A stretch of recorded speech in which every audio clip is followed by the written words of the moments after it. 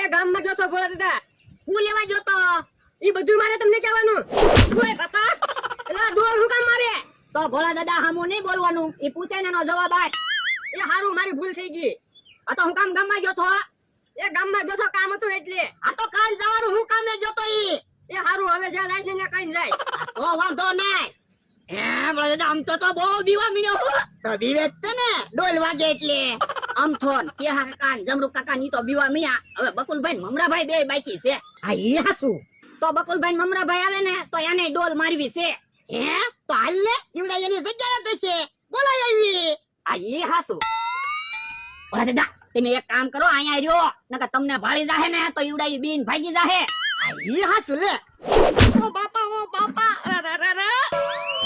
મમરા તારું એક કામ છે શું કામ છે બોલો એ ભોળાનો કાક વિચારવું પડશે કેમ હું છું કાલે મને જમરૂખને માર્યા હતા અને આજે વાડિયાથી નથી હાલવા દેતા ડોલ મારે હું ઈ જ વિચારું છું કાલ અમને ઢીબ્યાતા ઈ બધાય ઉભા છે હાલો તો મારે કામ છે શું કામ છે ડોહાનો પાવર વધી ગયો કાલે મને માર્યો હું કાઈ ન બોલ્યો તો આજે મને માર્યો હે તમને ઢીબ્યા હા યો બોલો ભોળા દાદાનો તો પાવર વધી ગયો છે હું એટલે જ કહું છું કાક વિચારો ને ઉભા રહ્યો પેલા બકુલભાઈ ને આવી જવા દો પછી કાક વિચારવી એ આમ બકુલ આવે હાલો ને હાલો ને તમારી વાટે ઉભા તા કેમ હવે તો કૂતરા હામા મીંદડા બોલવા મળ્યા એટલે ઓલા તો ને એને આવડા પાછા ઢીબ્યા હે હા તમે જિંદગીમાં પહેલી વાર માર ખાધા ના ના તો પછી એવું ભૂલી જવાનું હોય એમી કાલ માર ખાધા કામ અમરાભાઈ તો એમી તો ભૂલી ગયા પણ ભૂલી જાવ તો પાછા કાલ મારશે ઈ હાસુ તો પણ અમારે તો કેમ એને બાંધવા જવું અમારે તો એને છેતરવાના હોય કામ અમરાભાઈ એટલે તો કઈ બોલતા નથી અમારે તે વાડી એકલું રહેવાનું હોય અને હાલતા પૈસાની જરૂર પડે એટલે કઈ નથી બોલતા પણ રોજ રોજ કેટલાક માર ખાવા જે કામ કરવી તો હું આડે ધડ ધીબવાનું ચાલુ કરવી તો ભોળા દાદાને એને ખબર નહીં પડે કોઈને માર્યા ઈ એને એમ જ લાગશે વાહ વાજોડું આવ્યું આ ઈ હાસુ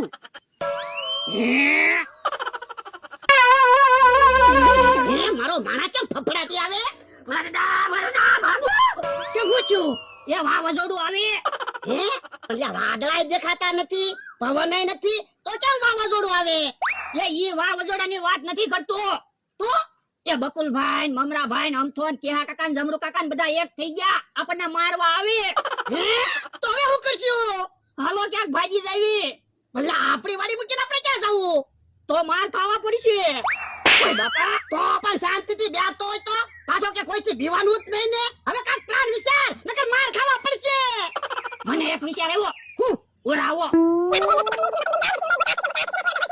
અરે આમ ચાલે અમથા ભાઈ જલ્દી ધોકા લાવો ને ભોળાને અને એના માણસને એવા ઠીપા છે ને કોઈ આપણું નામ ન લે તો હું ઈ તે કેવડીને જમરૂખડી કહેવા માંડ્યો લ્યો હાલો બધા એક એક ધોકો લઈ લ્યો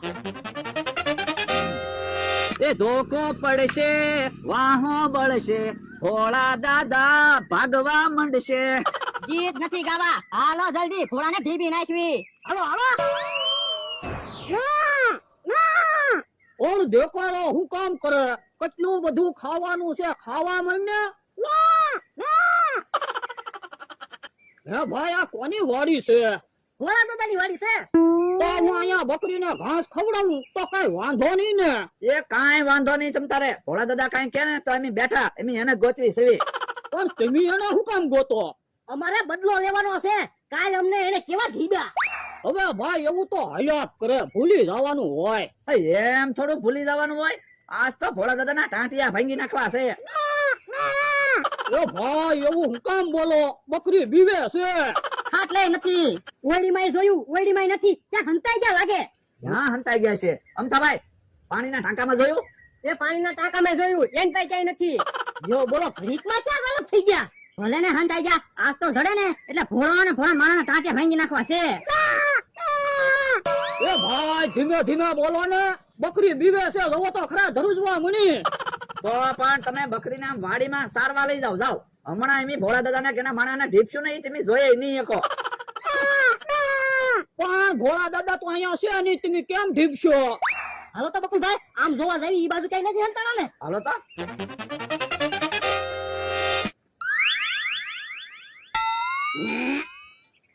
દાદા ઓલા વૈયા ગયા સારું થયું આપણને ઓળખ્યા તો નહીં પણ મને તો એવું લાગે ઈવડે આપણને ઢીપશે તો ખરા જ તે ઈ બધું તારા લીધે છું તો પણ તમે હવે 2-3 દિવસ બકરી બનીને જ રહેજો, એટલે માર તો ન ખાવા પડે. પણ હું 2-3 દિવસ બકરી બનીને રહીશ તો મારે ખાવું કેમ? એ 2-3 દિવસ ભૂખ્યા રહેજો, નકર માર ખાવા પડશે. એ હારું, ભલે 2-3 દિવસ ભૂખ્યો રહે પણ માર તો ખાવા જ ના. ઓલા આવ્યા. જો બોલો, વેલા કાકાની વાડી બાજુ નો હતા. ધરી જાય ને એટલે ટાંટિયા ભાંગી નાખો.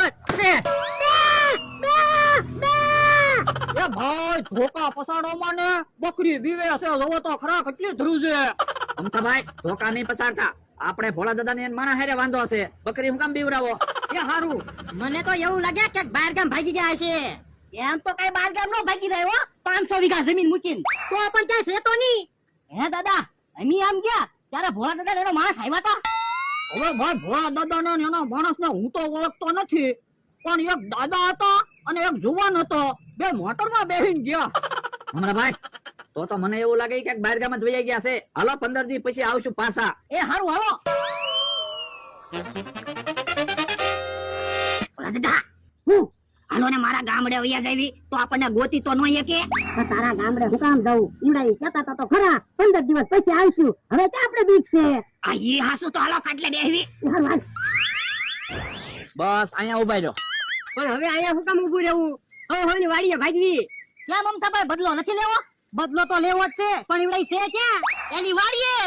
પણ આપણે વાડીએ જોઈને તો આવ્યા ને વાડીએ તો નથી. ઉભા રહ્યો.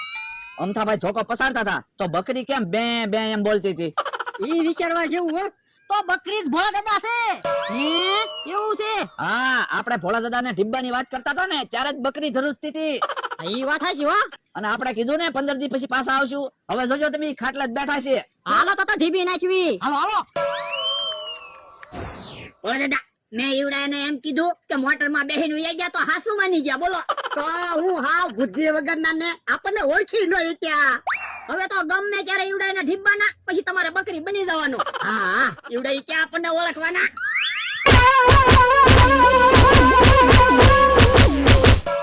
ઓ બાપા, ભોળા દાદા કોઈને કેટલા ઢીકા માર્યા ઈ ખબર ન પડી. હું